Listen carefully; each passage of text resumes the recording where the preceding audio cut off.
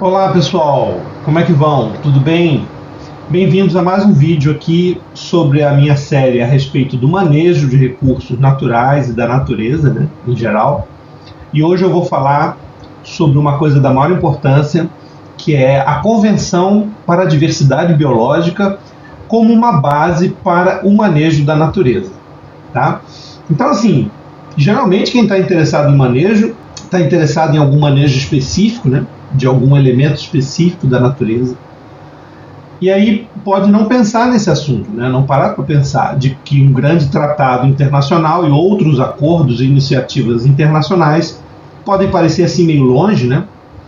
Meio distantes da realidade ali concreta de um lugar, de um recurso, de uma comunidade, sejam importantes para o manejo, mas acontece que são muito importantes, tá? Então, assim, para você fazer um manejo de qualquer coisa, é fundamental você conhecer realmente esse grande assunto que é a CDB. A Convenção sobre Diversidade Biológica, a palavra convenção é sinônimo de tratado ou acordo internacional feito entre países. Então, a Convenção sobre a Diversidade Biológica, o que ela é? Ela é um acordo internacional multilateral. E multilateral significa o quê? Que ele foi assinado entre vários países e não foi assinado somente entre dois países, né?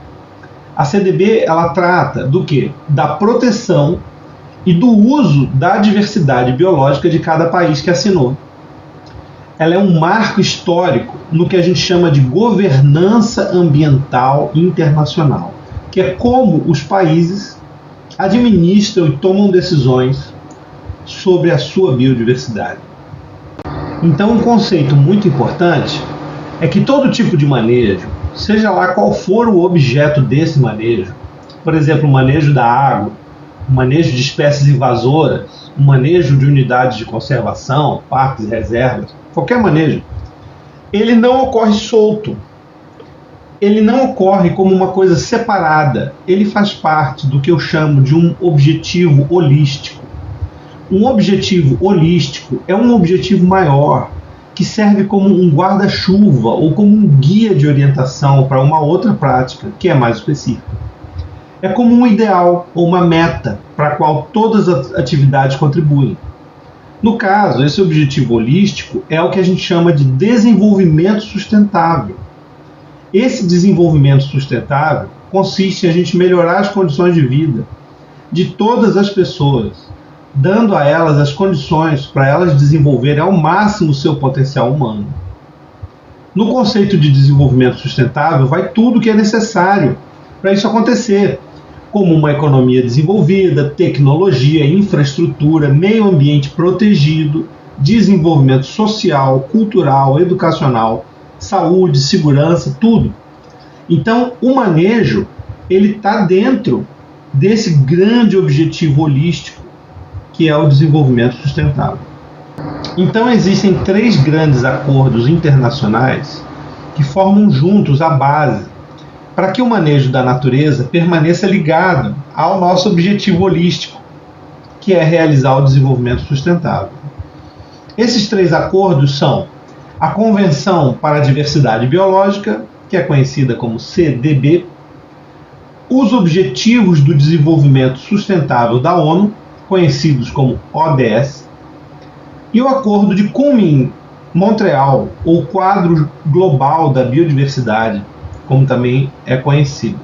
Na década de 1980, a Organização das Nações Unidas convocou os países e as organizações internacionais para discutir todos os aspectos ligados à conservação e uso sustentável da biodiversidade. O objetivo era criar um acordo que fosse um instrumento jurídico internacional, uma base jurídica internacional, para orientar e impulsionar essa conservação e esse uso sustentável. Depois de muitas negociações, a Convenção sobre a Diversidade Biológica foi apresentada e aprovada durante a Conferência das Nações Unidas sobre Meio Ambiente e Desenvolvimento, realizada no Rio de Janeiro, em 1992, a famosa ECO 92. A convenção entrou em vigor em 1993 e ela é um dos grandes principais instrumentos internacionais relacionados à conservação do meio ambiente. No direito internacional, os protocolos são o quê? Eles são textos que complementam ou detalham uma convenção internacional. Esses protocolos funcionam como se fossem anexos mais especializados, que aprofundam temas específicos daquela convenção principal, entendeu?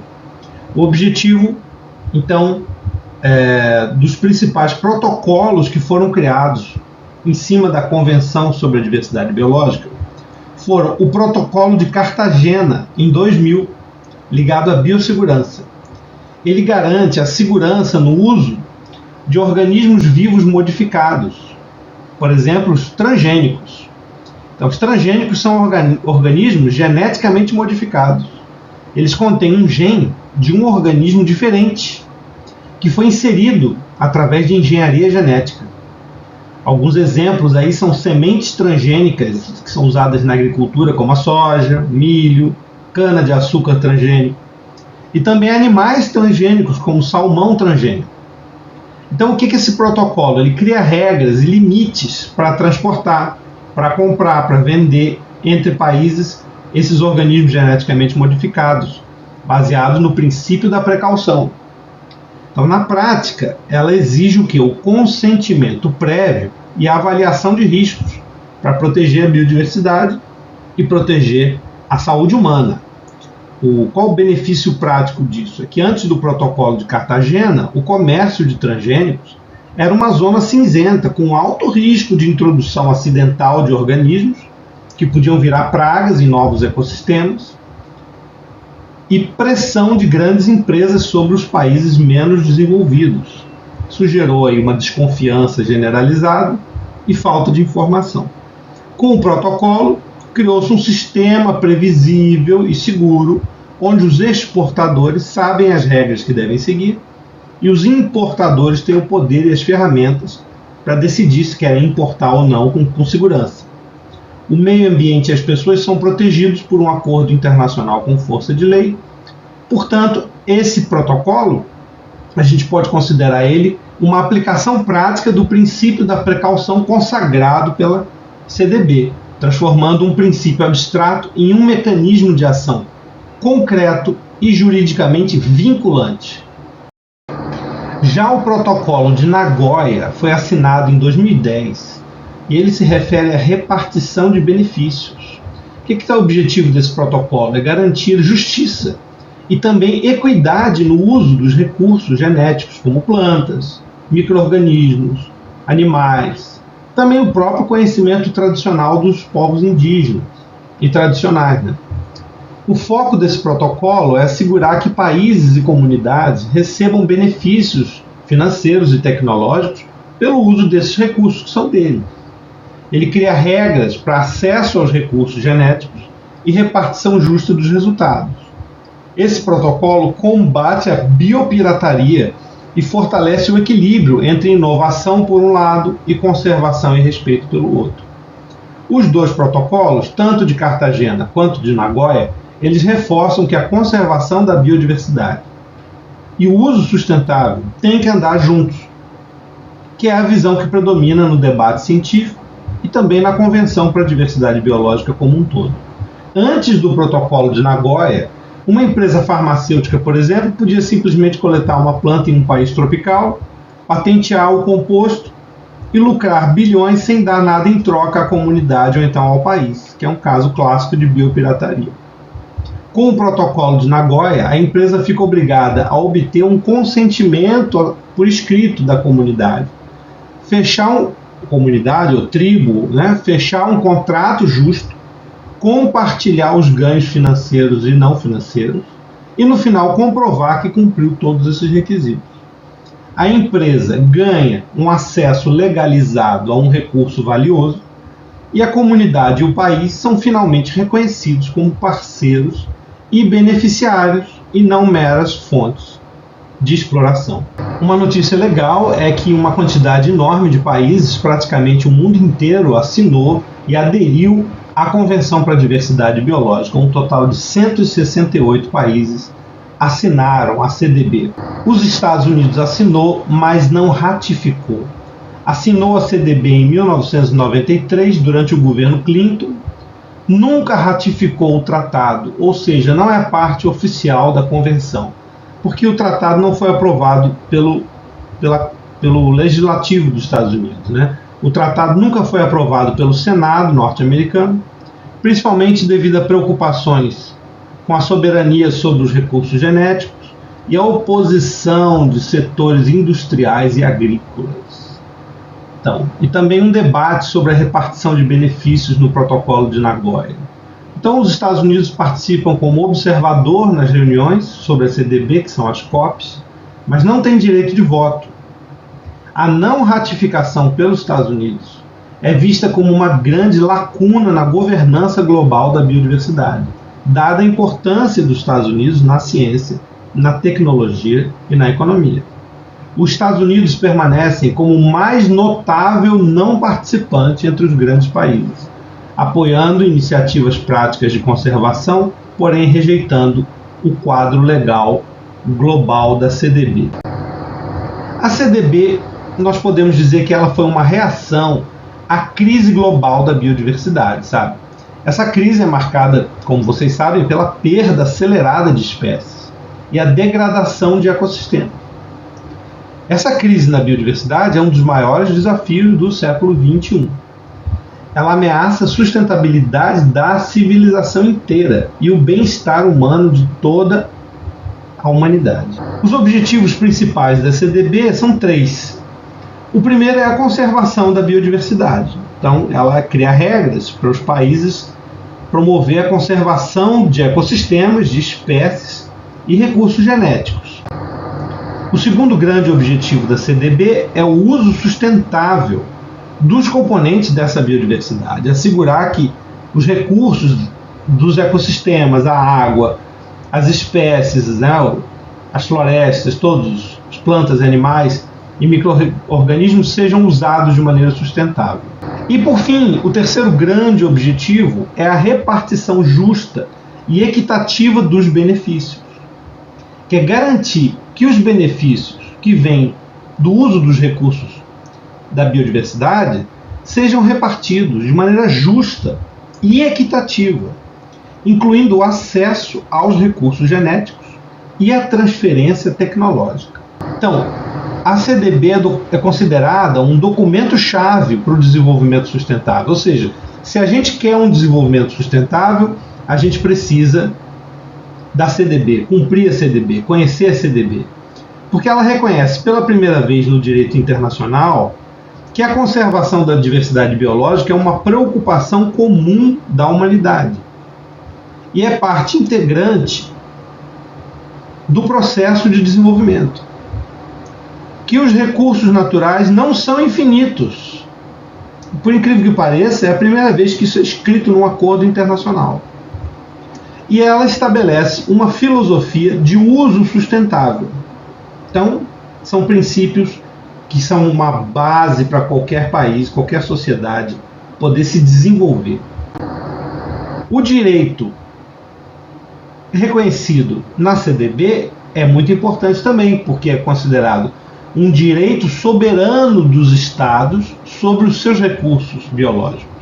Isso significa que cada país tem autoridade para controlar o acesso e a exploração da sua biodiversidade e recursos genéticos. E esse país pode exigir consentimento prévio e repartição de benefícios desses recursos.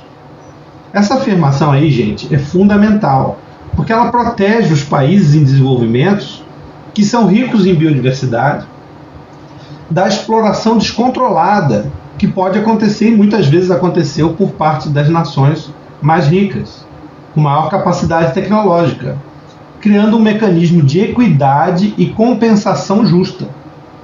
Então, imediatamente em seguida a essa afirmação tão importante, a CDB também afirma que esses mesmos estados, esses mesmos países, também são responsáveis pela conservação da sua diversidade, pelo uso sustentável. Quer dizer, essa soberania não é uma soberania infantil, arbitrária ou autoritária. É meu e pronto, eu faço o que eu quiser. Não é isso soberania. Não é a soberania de dizer infantilmente que é meu, eu faço o que eu quiser, inclusive destruir. Não é. É uma soberania no sentido de que cada nação tem o direito de usar a sua biodiversidade para se desenvolver sem a interferência lesiva de outros, nem ser levada por outras nações a fazer um uso lesivo, mas uma soberania que vem junto com responsabilidade e compromisso com o desenvolvimento real e verdadeiro. A CDB também ela abrange todos os ecossistemas, espécies e recursos genéticos, tá, pessoal? Todo tipo de ecossistema, o deserto, semideserto, caatinga, pantanal, floresta úmida, floresta seca, savana, pampa, rios, lagos, oceanos, plataforma continental, micro-organismos, animais, plantas, fungos, toda forma de vida e seus ecossistemas são, e a genética dentro disso tudo é contemplada na CDB. A CDB tem um compromisso, como eu já falei antes, com o famoso princípio da precaução. O que é o princípio da precaução, que é fundamental em todas as atividades ambientais, né?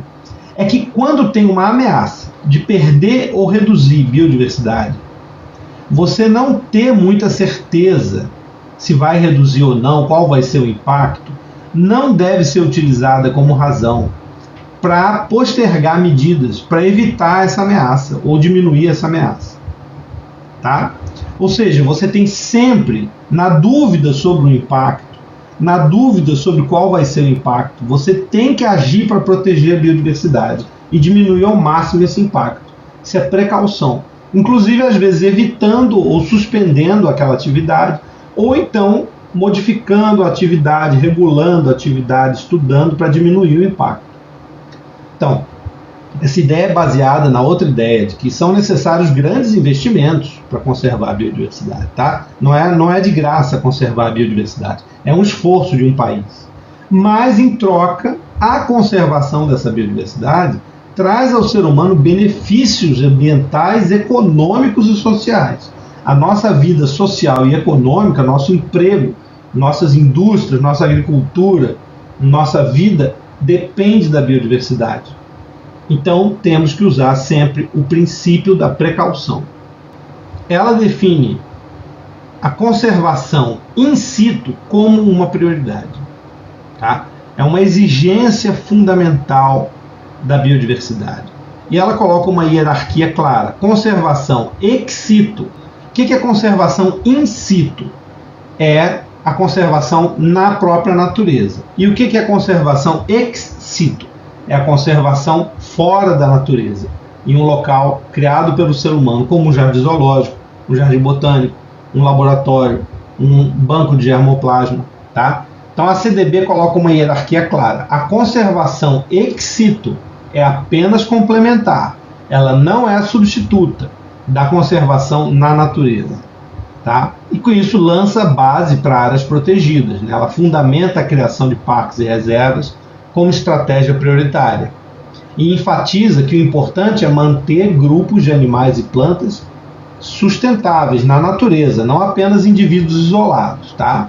Isso é um princípio científico que reconhece que conservar ecossistemas inteiros é mais eficaz do que conservar espécies separadamente. Então, toda forma de conservação em laboratório, em jardim zoológico ou de forma removida da natureza, ela é complementar à conservação na natureza. Os princípios da CDB, eles representam um compromisso global que harmoniza a proteção da natureza com as necessidades humanas.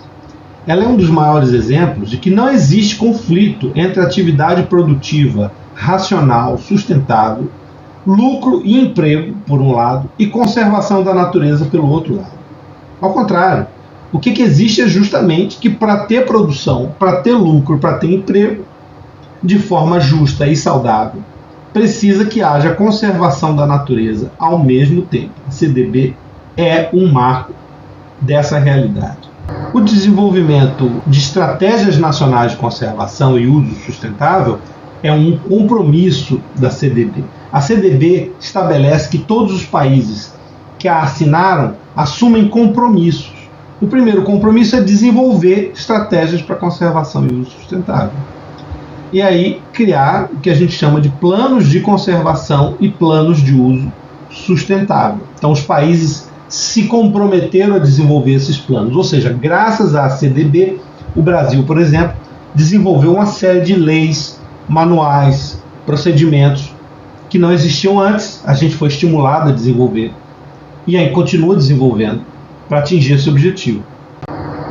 Um exemplo de cumprimento pelo Brasil dessa recomendação foi a criação da Estratégia e Plano de Ação Nacionais para a Biodiversidade. Essa estratégia é o principal instrumento brasileiro previsto na CDB e ele contém estratégias e objetivos até 2050, que vai ser renovado depois, com metas e ações específicas para a conservação da biodiversidade e uso sustentável dos seus componentes.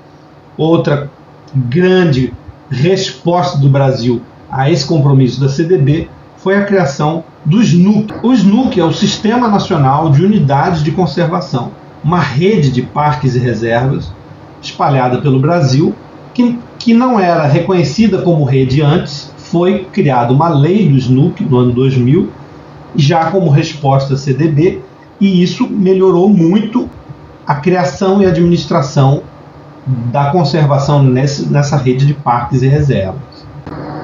Atualmente o Brasil conta com aproximadamente 3.185 unidades de conservação oficialmente reconhecidas pelo SNUC, Sistema Nacional de Unidades de Conservação da Natureza, em setembro de 2025. O número de unidades de conservação triplicou desde a criação do SNUC em 2000, passando de 1.053 para cerca de 3.185 unidades. Essas unidades somam uma área protegida superior a 2.600.000 km², mais ou menos 20% do território terrestre e 26% da área marinha do nosso país. É uma conquista, é uma garantia de que o país vai se desenvolver de forma mais saudável do que aconteceria de outra forma. Outra resposta ainda do Brasil a esse compromisso de desenvolver planos e estratégias é o Plano Safra, com incentivos à sustentabilidade. Esse Plano Safra é o financiamento da agricultura brasileira e ele integra produção agrícola com práticas sustentáveis. Ele oferece um bônus de 0,5% de desconto em juros para os produtores que adotam práticas certificadas como agricultura orgânica, sistemas de produção integrada e boas práticas agrícolas. Outro compromisso da CDB são melhorar constantemente a gestão e manejo das áreas protegidas e dos recursos naturais em geral. Aqui tem uma imagem da página do ICMBio, Instituto Chico Mendes para a Conservação da Biodiversidade, com práticas inovadoras que são adotadas no manejo das unidades de conservação. Também uma resposta graças à CDB. A CDB estabelece que cada país tem que identificar suas espécies e os seus ecossistemas mais ameaçados e também aqueles com uso ou potencial de uso e monitorar esses recursos, incluindo nesse monitoramento as ameaças a esses recursos. Isso é muito importante porque o monitoramento é um pré-requisito de um bom manejo de qualquer elemento e recurso da natureza. Então, o destaque aqui é o programa Monitora do MMA, do Ministério do Meio Ambiente, através do ICMBio, para monitorar várias características da biodiversidade nas áreas protegidas do Brasil. O compromisso com o monitoramento foi estabelecido na CDB e assim virou uma meta nacional para os países, inclusive para o Brasil.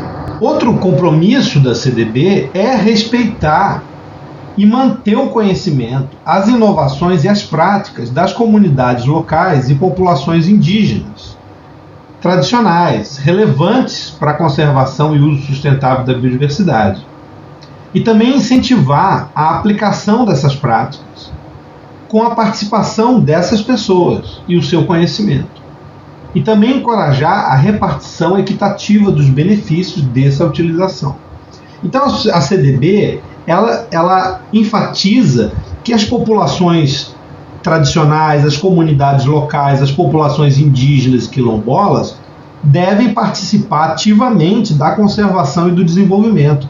A conservação e o desenvolvimento devem incluir e envolver o conhecimento dessas pessoas e a contribuição dessas comunidades para a conservação e o uso sustentável dos recursos. O acesso a esses recursos passou a ser regulado pela CDB através de uma coisa muito importante, que é o consentimento prévio.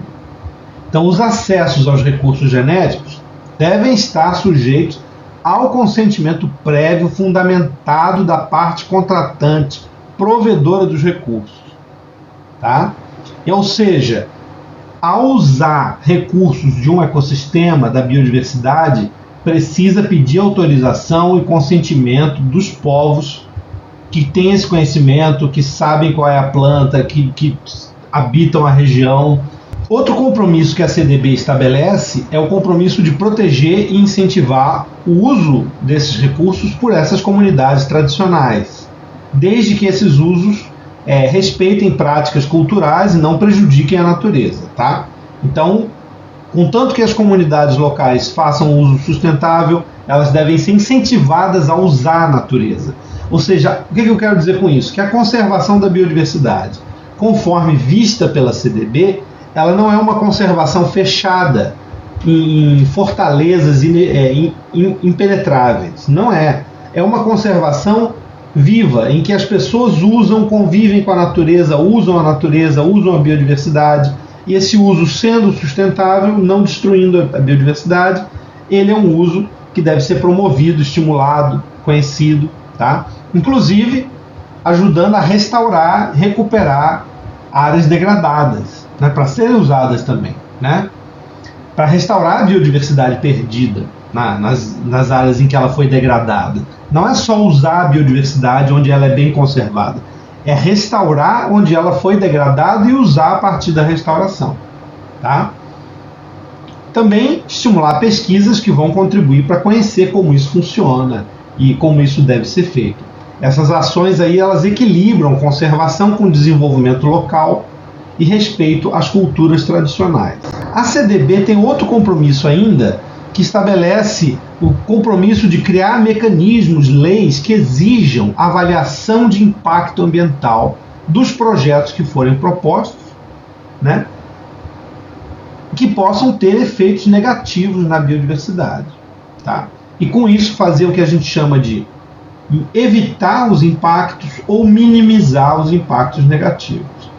Isso aí faz o quê? Isso aí estimula os países a criar não só as leis, mas as equipes e os órgãos para fazer essas avaliações de impacto. E a cultura de fazer isso sempre, e incorporar isso nas decisões. Tá? Então é importantíssimo a CDB ter colocado a avaliação de impacto como um compromisso dos países. Bom, as COPs são conferências das partes da Convenção sobre a Diversidade Biológica. A gente chama de COPs as reuniões onde os países que assinaram a Convenção se encontram para discutir, para negociar, para definir as ações globais para a conservação da biodiversidade, do uso sustentável dos recursos e também a repartição justa dos benefícios. A COP14, que a gente vê aí na imagem, ela se chamava COP14, ela foi realizada no Egito em 2018. Exemplos de COPs marcantes foram a COP16 de 2024 na Colômbia, por exemplo, que foi marcante porque ela criou o primeiro órgão permanente para tratar dos direitos de povos indígenas e comunidades tradicionais, além de reconhecer pela primeira vez o papel das comunidades afrodescendentes, incluindo quilombolas no Brasil, na conservação dessa biodiversidade. O Acordo de Paris foi um tratado internacional negociado e aprovado durante a COP21, que ocorreu em 2015 na França. Esse Acordo de Paris se tornou o principal resultado dessa conferência.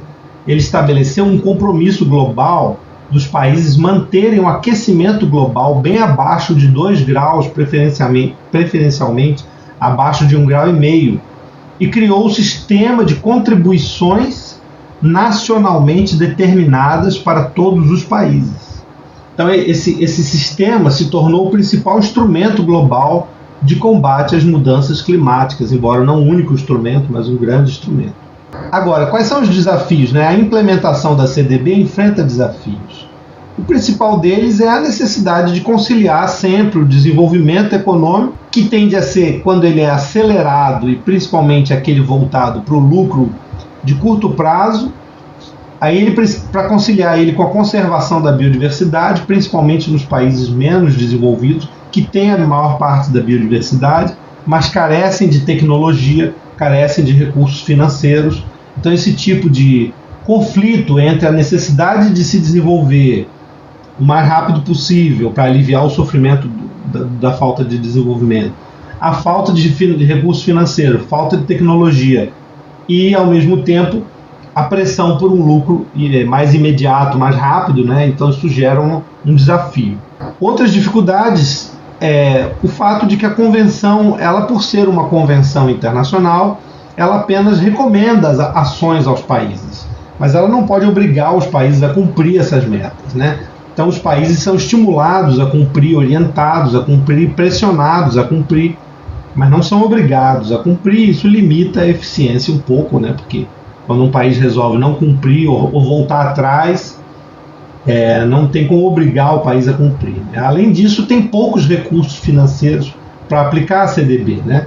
A fragmentação de políticas setoriais também, e a dificuldade de integrar conhecimento tradicional de comunidades locais indígenas às práticas dos países.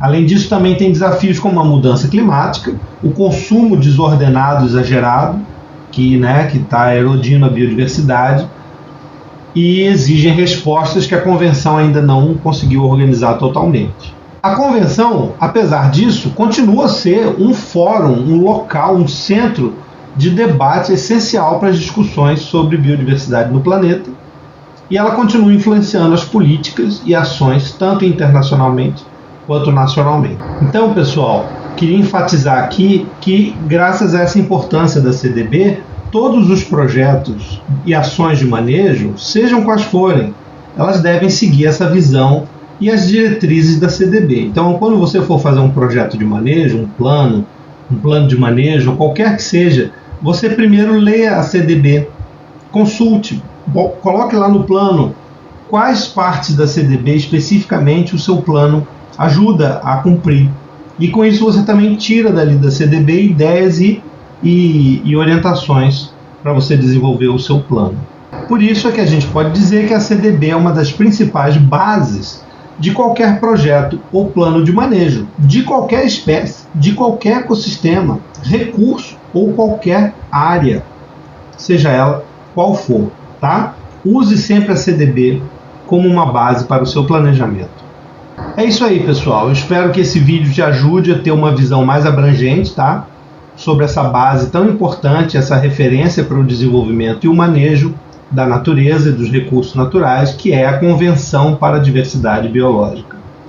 Então vejam nos comentários aqui do vídeo, aqui embaixo, algumas informações adicionais, incluindo 2 artigos muito bons publicados sobre a CDB, além dos links para o próprio documento principal da CDB e a sua página, tá? Eu te convido e te estimulo a ler você mesmo, você mesma.